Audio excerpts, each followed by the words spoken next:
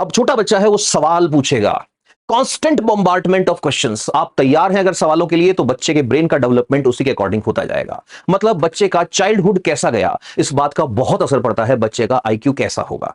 Gyrus sulcus जो सोचने से बढ़ते हैं, कम सोचने से कम होते हैं। गायरस सल्कस फोल्ड्स होते हैं हमारे ब्रेन के अंदर। सेरिब्रम ये मेन हिस्सा है। नमस्ते। किसी बच्चे की मां को यह कह के देखिए कि आपका बच्चा बड़ा इंटेलिजेंट है, और देखिए उस मां के चेहरे पे क्या स्माइल आती है। किसी बच्चे की मां को यह कह के देखिए आपका बच्चा इंटेलिजेंट नहीं है, और उस मां के माथे पे ऐसे चिंता की लकीरें आप देख सकते हैं। क्या होता है इंटेलिजेंट होना? क्या सिर्फ पढ़ाई ही इंटेलिजेंट होती है? क्या जिसको मैथ्स आता है वही इंटेलिजेंट है? क्या जिसको इंग्लिश आती है वही इंटेलिजेंट है? तो आज हम बात करने वाले हैं इंटेलिजेंस पे। क्या होती है इंटेलिजेंस, क्या होता है आईक्यू? इन सवालों के जवाब शायद आपने कभी खोजने की कोशिश की हो या कभी सोचा नहीं हो, लेकिन इस सीरीज में हम बात करने वाले हैं आदमी के सबसे पावरफुल ऑर्गन के बारे में, अबाउट ब्रेन, कि कैसे आदमी सोचता है, इंटेलिजेंट कौन होता है, इंटेलिजेंट अगर कोई है तो उसे नापने का मीटर कौन सा है। इन सारी बातों पर आज हम बात करने वाले हैं। तो चलिए शुरू करते हैं। मान लीजिए एक अनपढ़ मैकेनिक है जिसने बिल्कुल पढ़ाई नहीं करी, और वो गाड़ी की सिर्फ आवाज सुन के ये बता देता है कि इंजन में क्या खराबी है। जैसे मैं जिस टाइम मेरे पास मोटरसाइकिल था, तो मैं जब जयपुर में था उन दिनों, तो मैंने पूछा, मैंने कहा बुलेट मोटरसाइकिल का अच्छा मैकेनिक कौन है। तो अजमेरी गेट पे एक मैकेनिक था। वो जो था वो सिर्फ आवाज सुन के बता देता था कि दिक्कत क्या है पुराने वाले बुलेट के अंदर। तो वो मेरे लिए बड़ा इंटेलिजेंट आदमी था। लेकिन उनके घर वालों को अगर मैं कहूं कि आपका लड़का बड़ा इंटेलिजेंट है, और घर वाले अगर उस बच्चे को या उस मैकेनिक को देखने का पैमाना, यानी उसे नापने का स्केल ये बना दें कि इसने तो पढ़ाई नहीं करी साहब 8वीं के बाद, ये कैसे इंटेलिजेंट हो गया, तो वही आदमी क्वेश्चन मार्क में आ जाता है कि ये इंटेलिजेंट नहीं है। हमारे घरों में बूढ़ी दादी, बूढ़ी मां, जो घर के लिमिटेड रिसोर्सेज को मैनेज करती है, उनके पास पैसे भी मिलेंगे। घर में जब पैसे खत्म हो जाते हैं, चावल वाले डब्बे में से एक रुमाल निकाल के उसमें से वो पैसे निकाल के ले आती हैं। उनको हिसाब रखना आता है। उनको यह पता है कि इतना आटा मैं लगाऊंगी तो 10 लोग रोटी खा लेंगे। किसको खुश रखने के लिए क्या बोलना है उन्हें सब पता है। उन्हें यह भी पता है इमरजेंसी के टाइम पे अगर मेहमान आ गए तो क्या बनाना है, कहां से बर्तन अरेंज करने हैं। क्या वो इंटेलिजेंस नहीं है? या सिर्फ वही मैनेजर इंटेलिजेंट है जो इन्वेंट्री को मैनेज करता है, एक स्टोर में सामान का ध्यान रखता है, जिसने एमबीए किया है। एक साइंटिस्ट जो स्पेस की स्टडी कर रहा है, जो ये बताना चाह रहा है लोगों को कि ग्रेविटी फोर्स नहीं है, ग्रेविटी क्या है, एक बेंड है स्पेस टाइम फैब्रिक में, वो इंटेलिजेंट है। या वो टेलर इंटेलिजेंट है जिसको आप कपड़ा देके आते हो और जो शर्ट बना के आपको आधे घंटे में पहना सकता है। इन सब में से बुद्धिमान कौन है, इंटेलिजेंट कौन है? या ये सारे ही इंटेलिजेंट हैं? अगर इंजीनियरिंग से इंटेलिजेंस आती है तो फिर उस फार्मर का क्या, उस किसान का क्या, जो सिर्फ और सिर्फ खेत के किनारे पे खड़ा होकर यह अंदाजा लगा लेता है कि इतने बीघा जमीन है। हो सकता है सिविल इंजीनियर वहां पर फेल हो जाए और वो फार्मर अपने एक्सपीरियंस से बता दे। क्या सिर्फ पढ़ाई ही इंटेलिजेंस होती है? तो आज इन सारी बातों पर हम बात करते हैं। तो जब भी कभी इंटेलिजेंस की बात आती है, तो सबसे पहले ये देखते हैं कि साइकोलॉजी या मेडिकल साइकोलॉजी इंटेलिजेंस को कैसे डिफाइन करता है। तो पहली बात जो ध्यान से सुनिए, और अपने बच्चों को जरूर ये बात इंप्लीमेंट करते टाइम बताइएगा, और बच्चों को डांटते टाइम ध्यान रखिएगा कि इंटेलिजेंस सिर्फ डिग्रियां नहीं है। इंटेलिजेंस सिर्फ क्लास टॉप करना नहीं है। जो एक्सपर्ट्स हैं मेडिकल साइंस के, उनके अकॉर्डिंग इंटेलिजेंस का मतलब है अपने एक्सपीरियंस से, अपनी लर्निंग से, अपने नॉलेज से जो प्रॉब्लम आई है उस प्रॉब्लम का सॉल्यूशन ढूंढना। अपने एक्सपीरियंस से, अपने नॉलेज से नए तरह के सर्कमस्टेंसेस में खुद को ढाल लेना, नए लोगों के साथ डील करना, अवेलेबल रिसोर्सेज से बेस्ट आउटपुट निकालना, वो इंटेलिजेंस की निशानी है। तो इसका मतलब जरूरी नहीं कि एक आदमी जिसने कोई एग्जाम टॉप किया, कोई डिग्री गले में डाल ली, वो इंटेलिजेंट हो। वो आदमी भी इंटेलिजेंट है जिसने पढ़ाई नहीं करी, जो आज कोई बिजनेस रन कर रहा है, और बिजनेस ऐसा रन कर रहा है जिसको रन करना हर किसी के बस की बात नहीं है। वो आदमी भी इंटेलिजेंट है। आपकी गली में वो दुकान वाला भी इंटेलिजेंट है जो दुकान चला रहा है और एक परिवार को पाल रहा है। हमें फिर क्यों सिखाया जाता है कि इंटेलिजेंस सिर्फ पढ़ाई है? शायद इसकी वजह यह है कि इससे बिजनेस इंटरेस्ट जुड़े हैं। अगर आपको डराया नहीं जाएगा कि पढ़ाई नहीं करी तो लाइफ खत्म है, तो आप फिर उस जाल में कैसे फंसेंगे जिसमें आपका बच्चा 20 साल, 22 साल, 25 साल अपने 10-10 घंटे इन्वेस्ट करने के बाद भी जरूरी नहीं कि काम लग जाए।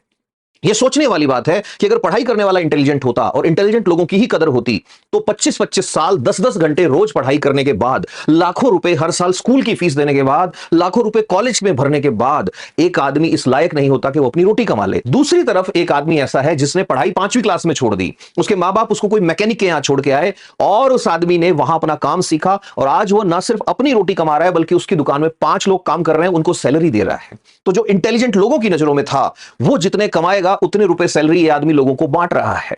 तो इसका मतलब इंटेलिजेंस की डेफिनेशन है कि इंटेलिजेंस की डेफिनेशन ये नहीं कितना रटना आता है, कितनी क्लास टॉप करनी आती है। इंटेलिजेंस का मतलब है कि आप अपने एक्सपीरियंसेस से, अपने नॉलेज से प्रॉब्लम्स को कैसे सॉल्व करते हैं, एक्लेमेटाइज कैसे होते हैं, अकोमोडेट कैसे करते हैं चीजों के साथ। आगे हम एक और इंटेलिजेंस देखेंगे, इमोशनल क्वोशेंट वाला इंटेलिजेंस। उसमें मैं इस बात पे भी डिस्कस करूंगा कि क्यों बहुत इंटेलिजेंट लोग जो होते हैं, पढ़ाई वाले इंटेलिजेंट लोग, वो अपनी पर्सनल लाइफ में फ्लॉप हो जाते हैं।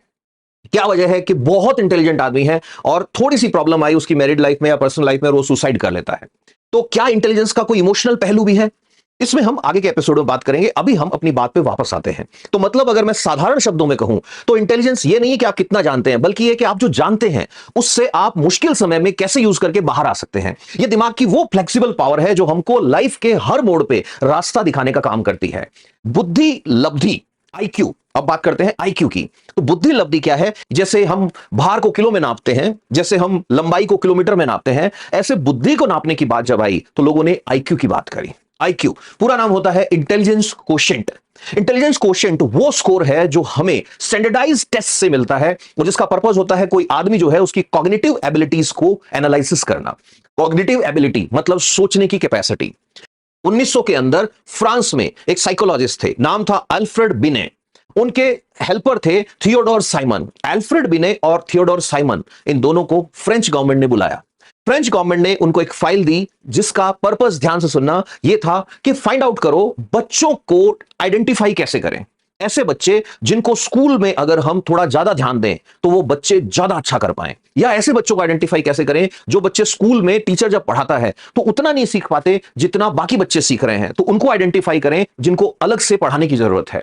तो उनका पर्पस ये नहीं था कि आदमी पैदा इंटेलिजेंट कितना हुआ है, उनका पर्पस ये था कि आदमी की मेंटल एज कितनी है। तो उस टाइम ये जो काम इन्होंने किया उससे निकल के आया कॉन्सेप्ट ऑफ मेंटल एज। तो आईक्यू को समझने के लिए सबसे पहले आपको मेंटल एज की बात करनी पड़ेगी। मेंटल एज क्या होता है? मेंटल एज का मतलब होता है एक बच्चा उन कामों को कर सकता है जो आमतौर पर उसकी उम्र के बाकी बच्चे कर सकते हैं। फॉर एग्जाम्पल, 5 साल का बच्चा अगर उस क्वेश्चन को सॉल्व कर रहा है जो 5 साल के बच्चे कर रहे हैं, तो हम ये बोलेंगे उस बच्चे की मेंटल एज है 5 साल। ठीक है, इस चीज में अब और आगे काम होता है, और आगे काम होता है। विलियम स्टर्न आते हैं।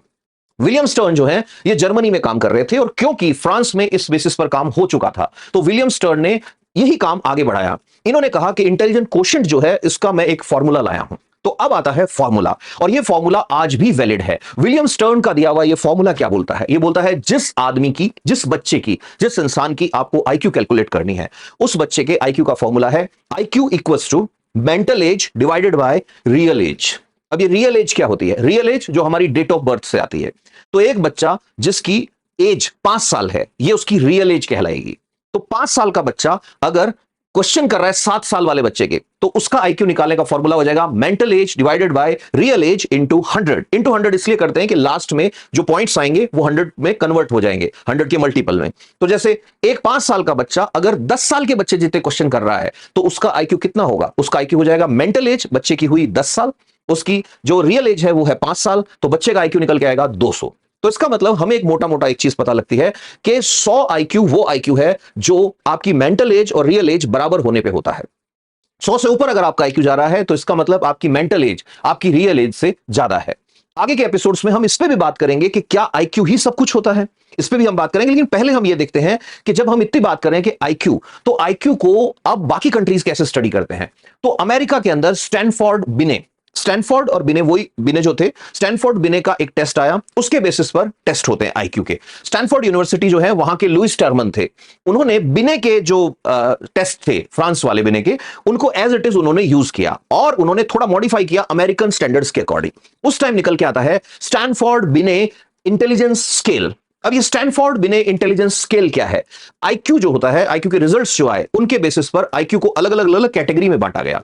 अच्छा, आईक्यू को आज जो टेस्ट किया जाता है वो डेविड वेक्सलर जो थे, डेविड वेक्सलर, उनके बेसिस पर टेस्ट किया जाता है। डेविड वेक्सलर जो थे उन्होंने कहा कि स्टैनफोर्ड बिने टेस्ट जो है ये एडल्ट्स के लिए काम का नहीं है, क्योंकि ये बच्चों के लिए तो काम का है लेकिन एडल्ट्स के लिए काम का नहीं है। फॉर एग्जाम्पल, मेरी एज, मेरी रियल एज, मेरी मेंटल एज आप अगर स्टैनफोर्ड बिने टेस्ट से कैलकुलेट करेंगे तो ये बिल्कुल जो है गलत हो जाएगा। क्यों? हो सकता है एक आदमी अलग अलग सेक्टर का नॉलेज लेके घूम रहा हो, तो आप कैसे टेस्ट करेंगे?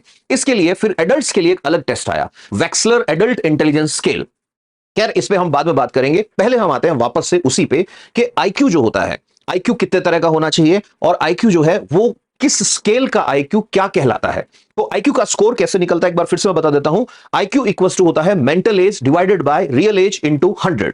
अब आईक्यू टेस्ट कैसे होता है? आईक्यू टेस्ट के लिए क्या करते हैं हम, अलग अलग कॉग्निटिव एबिलिटीज वाले, अलग अलग कॉग्निटिव एबिलिटीज मतलब बच्चा जो है उसका वर्बल कॉम्प्रिहेंशन कैसा है, वो शब्दों को कैसे समझता है, उसका जनरल नॉलेज कैसा है, ओरल हम लॉजिक अगर उसके साथ करें उसको कैसे समझता है, परसेप्चुअल रीजनिंग, परसेप्चुअल रीजनिंग मतलब विजुअल पहेलियां उसको देते हैं, पजल देते हैं, पैटर्न देते हैं। आपने देखा होगा एक एरो ऐसे घूम रहा है, दूसरा ऐसे, तीसरा कैसे घूमेगा। वर्किंग मेमोरी, वो जो काम कर रहा है उससे रिलेटेड मेमोरी कितनी है उसकी, जैसे उसको हम डिजिट्स दिखाएंगे और पूछेंगे बताओ कौन सा नंबर था, मोबाइल नंबर याद रहता है नहीं रहता है। फिर उसमें नापा जाता है प्रोसेसिंग स्पीड, कितनी जल्दी वो बच्चा जो काम है उनको जल्दी जल्दी कर सकता है। तो आईक्यू टेस्ट जब करा लिया, और बहुत सारे तरह के मेथड होते हैं, आपकी एज आपकी एजुकेशन को देखते हुए वो डिसाइड करेंगे कौन सा टेस्ट आपका करना है, उस पर हम आगे के एपिसोड में बात करेंगे। अभी आपने आईक्यू टेस्ट करवा लिया और आईक्यू टेस्ट कितना आया और उसका क्या मतलब है इसको समझने की कोशिश करते हैं। तो देखिए सीधी सीधी बात है, किसी का भी आईक्यू उसकी रियल एज और मेंटल एज का रेशो है। मेंटल एज ऊपर लिखी जाती है, रियल एज नीचे लिखी जाती है, 100 से मल्टीप्लाई कर देते हैं। इसका मतलब ज्यादातर लोग जो हैं उनका आईक्यू 100 के आसपास ही आना चाहिए। तो सबसे पहले हम बात करते हैं एवरेज इंटेलिजेंस। एवरेज किसे कहेंगे? तो साइंस यानी साइकोलॉजी के जो एक्सपर्ट्स हैं उनका यह मानना है 90 से लेके 110 तक वाले लोग जो हैं वो एवरेज इंटेलिजेंट वाले होते हैं। एवरेज इंटेलिजेंस का मतलब ठीक है इतनी बुद्धि सब में है, मोर देन 50% पॉपुलेशन यहीं पे रहती है। अब किसी का 110 से ऊपर आ रहा है उसको क्या बोलेंगे? तो साइंस के अकॉर्डिंग या साइकोलॉजी के अकॉर्डिंग अगर किसी का आईक्यू 115 से ऊपर जा रहा है और 129 तक है, 129 तक है, तो उसको कहा जाता है ब्राइट। तो किसी को भी ऐसे ही ब्राइट स्टूडेंट नहीं बोलना है। ब्राइट स्टूडेंट का मतलब 115 से 129 आईक्यू। फिर किसी का 130 से लेके 144 तक जा रहा है, उसे कहा जाता है मॉडरेटली गिफ्टेड। अब अगर किसी का आईक्यू 145 से 159 की रेंज में है, जो बहुत हाई आईक्यू होता है, उसको हाईली गिफ्टेड कहते हैं। ये वो लोग होते हैं जो अपने टैलेंट से दुनिया को अपना चमत्कार दिखाते रहते हैं। किसी का आईक्यू अगर 160 से ऊपर जा रहा है तो उसे कहते हैं एक्सेप्शनली गिफ्टेड। एक्सेप्शनली गिफ्टेड जो है वो फिर कुछ लोग ऐसा मानते हैं, कुछ का 180 से ऊपर होता है। एक्सेप्शनली गिफ्टेड में मुझे दो लोग याद आते हैं, एक अल्बर्ट आइंस्टाइन और दूसरे सर स्टीवन हॉकिंस। इन दोनों का आईक्यू ऐसा माना जाता है 170 के आसपास था, तो दे वर एक्सेप्शनली गिफ्टेड। तो यहां पर एक मैसेज भी मैं देना चाहूंगा कि कभी भी आप अपने बच्चों का कंपैरिजन दूसरों से ना करें। हमारे स्कूलों की सबसे गलत चीज जो मुझे लगती है, बचपन से मुझे याद है कि क्लास में टीचर क्वेश्चन पूछता है और अच्छा बच्चा उसे माना जाता है जो सबसे पहले आंसर दे। मेरी क्लास में मुझे अच्छे से याद है, मेरे साथ भी ऐसा हुआ था कि मैं आंसर सोच के देने की बात कर रहा था, इतने में आगे आगे एक लड़की बैठी थी, वो ऐसे हाथ कर देती थी 1 मिनट में, और टीचर तुरंत बोलता था अरे बताओ आप बताओ, और जैसे ही वो आंसर दे देती थी पूरी क्लास को कहा जाता है इससे कुछ सीखो। वो बच्चा आपसे सीखने आया था सर, आपसे सीखने आया था मैडम। आपको ये अधिकार नहीं है कि आप दो बच्चों को कंपेयर कर रहे हो। एक बच्चा जिसका आईक्यू दूसरे बच्चे की रेंज से बाहर का है, देयर आर चांसेस, और ज्यादातर स्कूल्स में आप देखिए यही होता है, पूरी क्लास उसके हिसाब से चलेगी जो एक्सेप्शनली गिफ्टेड है। हर तीसरी लाइन के बाद टीचर बोलेगा बेटा आप बताओ, आप बताओ, दिस इज रॉन्ग। कोई बच्चा अगर आंसर नहीं दे पा रहा है और टीचर को पता है कि इसको ये क्वेश्चन नहीं आता है, तो उससे बार बार वो नहीं पूछना चाहिए। आगे हम इस पे भी बात करेंगे। अब बात करते हैं कम आईक्यू वाले बच्चों की। किसी का आईक्यू अगर 85 से कम होता है और 70 तक होता है तो उसको बॉर्डर लाइन कहा जाता है। बॉर्डर लाइन का मतलब इन बच्चों को दिक्कत आएगी चीजें सीखने में। अगर किसी का आईक्यू 70 से भी कम होता है तो फिर वो एक तरह की मेंटल एबिलिटी से रिलेटेड क्वेश्चन मार्क आ जाता है, और उस केस में उस बच्चे के माँ बाप को अपने बच्चे को लेके साइकेट्रिस्ट के पास, साइकोलॉजिस्ट के पास जाना ही चाहिए। इसीलिए आईक्यू टेस्ट बहुत जरूरी है। हो सकता है आपने अपने बच्चे का आईक्यू टेस्ट कभी कराया ही ना हो और आप अपने बच्चे को लानत दे रहे हो कि तू पढ़ाई नहीं करता, तू पढ़ने में अच्छा नहीं है, तू बेकार बच्चा है। आगे के एपिसोड में मैं ये भी बताऊंगा कि सिर्फ पढ़ाई ही सब कुछ नहीं है। चलिए अब बात करते हैं आईक्यू का, जो टेस्ट की हमने स्कोर की बात करी। अगर इस पूरी दुनिया में ग्रुप्स बना बना के अलग अलग लोगों का आईक्यू टेस्ट किया जाए तो कितने लोगों का आईक्यू कहां निकलेगा? तो जैसा कि मैंने सबसे पहले बताया, 50% पॉपुलेशन इस दुनिया की एवरेज आईक्यू वाली है, इसलिए इतना कंपटीशन है। ये कंपटीशन एवरेज आईक्यू वाले लोगों के लिए ज्यादा है। 90 से 110 के लोग 50% पॉपुलेशन बनाते हैं। ये कितनी मेहनत करेंगे, कितना आगे बढ़ेंगे, ये डिपेंड करता है सिंसियरिटी पे, सर्कमस्टेंसेस पे। हाई आईक्यू वाले लोगों की अगर मैं बात करूं तो अप्रोक्सीमेटली 15% लोग जो हैं वो हाई आईक्यू रेंज के अंदर आते हैं। अगर मैं और बात करूं लो आईक्यू वाले की, तो वो भी अप्रोक्सीमेटली 15% आते हैं। तो अगर आप याद करें तो 50% एवरेज आईक्यू, 15% हाई आईक्यू, 15% लो आईक्यू, मतलब 80% तो यहां तक हो गया है। अब सुपर हाई आईक्यू वाले या सुपीरियर जिनको कहा जाता है आईक्यू के हिसाब से, वो लोग जो होते हैं वो होते हैं अप्रोक्सीमेटली 7%। 120 से ऊपर होता है 130 तक जिनका आईक्यू होता है, और 70 से नीचे वाले जो हैं वो भी अप्रोक्सीमेटली 7% होते हैं। इसमें अगर हम बात करें तो एक कर्व बनता है जिसे बेल कर्व कहा जाता है। यानी सबसे ज्यादा लोग एवरेज आईक्यू वाले, 90 से 110 वाले लोग 50% पॉपुलेशन। और फिर जैसे जैसे साइडों में आप बढ़ते जाएंगे, यानी एक साइड आईक्यू कम हो रहा है, एक साइड आईक्यू बढ़ रहा है, तो almost same population, same proportion, इधर भी 15%, इधर भी 15%, इधर भी 7%, इधर भी 7%, यानी बॉर्डर लाइन वाले भी 7%, वेरी सुपीरियर वाले अप्रोक्सीमेटली 2% बनाते हैं, ऐसे ही एक्सट्रीमली लो आईक्यू वाले भी 2% ही बनाते हैं। तो कौन कौन से फैक्टर हैं जो किसी इंसान का आईक्यू डिसाइड करते हैं? अच्छा, बार बार मैं एक बात बोल रहा हूं, आईक्यू सिर्फ एक लेवल है। आईक्यू ये डिसाइड नहीं करेगा कि लाइफ में आदमी कितना सक्सेसफुल होगा। ये बात मैं बार बार बोल रहा हूं, ये बहुत सारी चीजों से डिसाइड होगा। लेकिन अभी हम बात करेंगे कि कौन कौन से फैक्टर ये डिसाइड करेंगे कि आदमी का आईक्यू कितना होगा। तो सबसे पहला फैक्टर, जो सबसे प्रोमिनेंट फैक्टर माना गया है, वो है जेनेटिक्स। जेनेटिक्स जो है वो एक सिग्निफिकेंट रोल प्ले करती है। जेनेटिक्स को इजी लैंग्वेज में बताऊं तो हमारा चेहरा, हमारी बोलचाल, हमारी बॉडी का ढांचा, सारी चीजें जो हैं, ये सारी की सारी चीजें हमारे अंदर जीन्स से बनती हैं। हमारे जीन्स हमारे मदर और फादर से आते हैं। हालांकि जीन्स को स्टडी करने का सबसे बेहतरीन तरीका क्या था? ट्विंस, जुड़वा बच्चे। जुड़वा बच्चों को जब स्टडी किया गया तो पता लगा कि कैसे हेरिडिटी जो है वो आईक्यू को अफेक्ट करती है। आप ध्यान से सुनिएगा कि ऐसा माना गया कि आईक्यू जो है, आईक्यू बहुत हाई लेवल पे मां बाप के आईक्यू से वेरी करता है, या मां बाप के आईक्यू से डिसाइड किया जाता है कि बच्चे का आईक्यू कैसा होगा। दूसरी चीज आती है ब्रेन की स्ट्रक्चर। अब बच्चे का ब्रेन जब बनता है उस टाइम ब्रेन की स्ट्रक्चर कैसी होगी? किसी का ब्रेन का साइज अगर बड़ा है, ब्रेन के पर्टिकुलर रीजन अगर बड़े बन गए, जिसपे अभी स्टडी चल रही है, न्यूरल पाथवे अलग तरह के बन गए, न्यूरोप्लास्टिसिटी थोड़ी ज्यादा है, मतलब ब्रेन के अंदर कनेक्शंस ज्यादा है, तो ये मान के चलिए वो बच्चा इंटेलिजेंट ज्यादा होगा। फिर उसके बाद तीसरी चीज यहां पर मैं डालना चाहूंगा, पेरेंटल हेल्थ। पेरेंटल हेल्थ का मतलब एक बच्चा जब मां के पेट में है उस टाइम मां की हेल्थ कैसी थी, मां ने टॉक्सिन्स जो थे, मतलब इमेजिन कीजिए मां ऐसी जगह रहती है जहां पे जहरीला खाना है, खाने में जहर है, मां अल्कोहल लेती है। ध्यान से सुनना, जो माएं अल्कोहल लेती हैं, जो माएं सिगरेट पीती हैं, टोबैको कंज्यूम करती हैं, उनके बच्चों का आईक्यू, उनके बच्चों के कॉग्निटिव सेंसेस जो हैं उन पे इफेक्ट पड़ता है। कोई अगर ये बोले कि मम्मी और पापा दोनों बराबर होते हैं, नहीं, मां की हेल्थ बच्चे को ज्यादा इफेक्ट करेगी क्योंकि बच्चा बाप में नहीं पल रहा, मां के अंदर पल रहा है। फिर उसके बाद अगली चीज आती है एनवायरमेंटल फैक्टर्स। एनवायरमेंटल फैक्टर में बहुत कुछ आता है। For example early childhood. Imagine कीजिए एक बच्चा पैदा हुआ एक ऐसी फैमिली में जहां पे मां बाप ने बच्चे को पैदा होते ही मोबाइल पकड़ा दिया। पैदा होते ही का मतलब बच्चा 5-6 महीने का, उसको मोबाइल पकड़ा दिया, बच्चा स्क्रॉल किए जा रहा है। दादा दादी आराम फरमा रहे हैं क्योंकि बच्चा परेशान नहीं कर रहा है। दूसरी तरफ बच्चा पैदा हुआ एक ऐसी फैमिली में जहां पर बच्चे से दादा दादी मम्मी पापा बातें करते हैं। बातें भी कैसी करते हैं कि बच्चे से डिस्कशन किया जाता है कि बेटा देखो ये क्या जा रहा है। अब छोटा बच्चा है, वो सवाल पूछेगा, कांस्टेंट बॉम्बार्डमेंट ऑफ क्वेश्चंस। आप तैयार हैं अगर सवालों के लिए, तो बच्चे के ब्रेन का डेवलपमेंट उसी के अकॉर्डिंग होता जाएगा। मतलब बच्चे का चाइल्डहुड कैसा गया, इस बात का बहुत असर पड़ता है बच्चे का आईक्यू कैसा होगा। अब क्या सिर्फ सवाल पूछने से काम हो जाएगा? नहीं, ब्रेन को खाना भी चाहिए। तो न्यूट्रिशन जो है उसका भी बहुत वैल्यू होता है। एक मां जिसको अच्छा खाना नहीं मिलता, एक बच्चा जिसको अच्छा खाना नहीं मिलता, उनका आईक्यू पे इसका असर हो सकता है, स्पेशली माइक्रो न्यूट्रिएंट्स का। फिर आता है एजुकेशन। क्वालिटी एजुकेशन है या नहीं है। बच्चे को ऐसे स्कूल में आपने भेज दिया जहां पे बच्चे को टीचर ही लायक नहीं है पढ़ाने के। ज्यादातर जगह पे क्या होता है, प्राइमरी एजुकेशन में पैसे बचाने की बात होती है। एक्चुअल में इसको मैं क्लास में हमेशा ऐसे बोलता हूं कि फसल को सबसे ज्यादा खाद की, सबसे ज्यादा केयर की, फर्टिलाइजर की, पानी की जरूरत तब है जब फसल उग रही है। हमें इसलिए ध्यान रखना चाहिए। एक साइंस के अंदर एक इफेक्ट आता है जिससे फ्लाइन इफेक्ट कहते हैं। फ्लाइन इफेक्ट में कहा जाता है कि आईक्यू जो है, ये आईक्यू हर साल इंक्रीज हो रहा है। आईक्यू इंक्रीज हो रहा है और इसका रीजन क्या है कि एजुकेशन का जो स्टैंडर्ड है वो इंक्रीज हो रहा है। एजुकेशन के स्टैंडर्ड के साथ कॉग्निटिव थिंकिंग बढ़ती है और उसी के साथ साथ आईक्यू भी बढ़ता जाता है। ऐसे ही एक आता है सोशियो इकोनॉमिक स्टेटस। जी हां, सोशियो इकोनॉमिक स्टेटस। सोशियो मतलब सोसाइटी कैसा बिहेव कर रही है, कैसी सोसाइटी है उस टाइम बच्चे की, और दूसरी तरफ इकोनॉमिक मतलब बच्चे के पास पैसा कितना है, कितना टेंशन फ्री रहता है। एक बहुत इंपॉर्टेंट चीज है exposure to toxins. Exposure to toxins का मतलब कि बच्चा जो है वो लेड के कॉन्टेक्ट में तो नहीं आ रहा, ना बच्चा ऐसे कोई न्यूरोटॉक्सिन के कॉन्टेक्ट में तो नहीं आ रहा ना जो उसके ब्रेन को अफेक्ट करे। बहुत सारे फैक्टर हैं और बहुत सारे फैक्टर ऐसे हैं जो ये डिसाइड करते हो कि आईक्यू बढ़ाया कैसे जाए। बहुत सारे फैक्टर हैं जो ये डिसाइड करते हैं आईक्यू घटता किन चीजों से है। जैसे आईक्यू बढ़ता है ऐसे ही आईक्यू घट भी सकता है। इसका रीजन क्या है? सीधी सी बात है, कोई भी बच्चे को स्क्रॉल करना सिखा दीजिए। जी हां, बार बार स्क्रॉल करना सिखाइए। ब्रेन जिसमें काम नहीं आ रहा वो वाले वीडियो दिखाओ बच्चे को बार बार। ऐसे वीडियो जो सोचने पे मजबूर नहीं करते, ऐसी चीजें दिखाओ जो ऐसे लोगों ने बनाई है जिन्हें ये पता ही नहीं कि इसका इंपैक्ट क्या होगा। बच्चे का आईक्यू धीरे धीरे धीरे धीरे कम होता जाएगा। रीजन, हमारे ब्रेन में गायरस सल्कस होते हैं। गायरस सल्कस जो सोचने से बढ़ते हैं, कम सोचने से कम होते हैं। गायरस सल्कस फोल्ड्स होते हैं हमारे ब्रेन के अंदर। सेरिब्रम ये मेन हिस्सा है। आगे के एपिसोड्स में इसी तरह की बातें और करेंगे। Stay connected, stay happy. फिर बोल रहा हूं, आईक्यू सिर्फ एक लेवल है और इसे टेस्ट करने के लिए कोई इंटरनेट वेबसाइट पे जाने की जरूरत नहीं है। आपको किसी क्वालिफाइड साइकोलॉजिस्ट को खोजना है या किसी साइकेट्रिस्ट के पास जाना है। वही लोग इसके लिए क्वालिफाइड होते हैं, वही लोग बताएंगे तो ऑथेंटिक रिजल्ट आएगा। अदरवाइज आप अगर कोई इंटरनेट की वेबसाइट खोलेंगे, बहुत सारे लोग ठगने के लिए तैयार बैठे हैं। वो आपको कहेंगे कि आओ हमारे यहाँ क्वेश्चन क्लिक करो, हम आपका आईक्यू बता देंगे, हम आपका पर्सनैलिटी बता देंगे। No, please follow the proper channel. Stay happy, stay blessed, love you all.